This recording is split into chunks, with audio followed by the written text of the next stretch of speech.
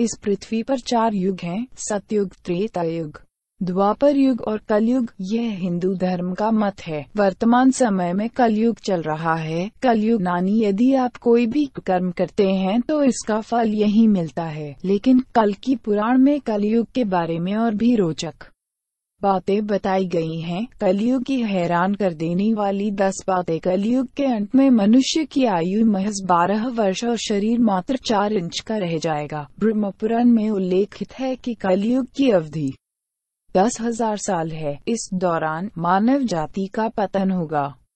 लोगों में द्वेष दुर्भावना बढ़ेगी। इसका अंत करने के लिए भगवान विष्णु कल्कि का रूप धारण करेंगे। कलयुग में नदियां सूख जाएंगी। पत्नियों को अपने पतियों से अनुराग कम हो जाएगा। अन्याय से धन हासिल करने वाले लोगों में बढ़ोतरी होगी। लोग धन के लोभ में किसी की हत्या करने में भी संकोच नहीं करेंगे। कलयुग के 5000 साल बाद गंगा नदी सूख जाएगी और पुनः वैकुंठ धाम लौट जाएगी। जब कलयुग के 10,000 वर्ष हो जाएंगे तब सभी देवी देवता पृथ्वी छोड़कर अपने धाम लौट जाएंगे। मनुष्य पूजन, कर्मकांड, व्रत, उपवास और सभी धार्मिक काम करना बंद कर देंगे। एक समय ऐसा आएगा जब जमीन से अन्न उपजना बंद हो जाएगा, पेड़ों पर फल नहीं लगेंगे। धीरे धीरे ये सारी चीजें विलुप्त हो जाएंगी। गाय दूध देना बंद कर देगी। कलयुग में समाज हिंसक हो जाएगा। जो लोग बलवान होंगे उनका ही राज चलेगा।